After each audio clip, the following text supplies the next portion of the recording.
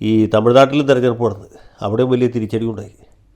സ്റ്റാലിന് അധികാരം നഷ്ടപ്പെട്ടു, അദ്ദേഹം തന്നെയും തോറ്റുപോയി. സ്റ്റാലിനും ഉടനെ തന്നെ ഒരു കാൽപ്പായ കടലാസ് എടുത്ത് തമിഴിൽ മനോഹരമായ ഒരു രാജിക്കത്ത് എഴുതി ഗവർണറുടെ അടുത്തേക്ക് കൊടുത്തു വിട്ടു. അവിടെയും ഗവർണർ അത് സ്വീകരിച്ചു. ഇതോടൊപ്പം തന്നെ തിരഞ്ഞെടുപ്പ് നടന്ന മറ്റൊരു സംസ്ഥാനമാണ് പശ്ചിമ ബംഗാൾ. അവിടെയും ഭരിക്കുന്ന പാർട്ടിക്ക് വലിയ തിരിച്ചടി ഉണ്ടായി. കഴിഞ്ഞ 15 കൊല്ലമായിട്ട് വംഗദേശം അടക്കി ഭരിച്ചിരുന്ന കുമാരി മമതാ ബാനർജിയുടെ പാർട്ടിക്ക് വെറും 80 സീറ്റേ ജയിക്കാൻ പറ്റുള്ളൂ. മുഖ്യ എതിരാളി BJP 207 സീറ്റ് ജയിച്ചു.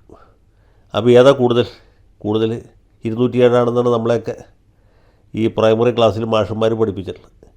207 സീറ്റ് കിട്ടിയ പാർട്ടിക്ക് വേണ്ടിയിട്ട് 80 സീറ്റ് കിട്ടിയ പാർട്ടി മാറി കൊടുക്കണ്ടേ?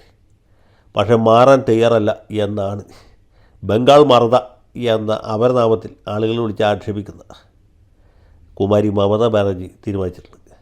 ഒരു കാരണവശാലും രാജിവെക്കുകയില്ല. അതിൽ വേറൊരു സവിശേഷത കൂടിയുണ്ട്. സ്റ്റാലിനെ പോലെ ഇവരും മത്സരിച്ച സീറ്റ് തോറ്റുപോയി. അവർ മത്സരിച്ച സീറ്റ് ഭവാനിപ്പൂറാണ്, അവരുടെ വീടിരിക്കുന്ന സ്ഥലമാണ്. അവിടെ 15,000 വോട്ടിന് തോറ്റു.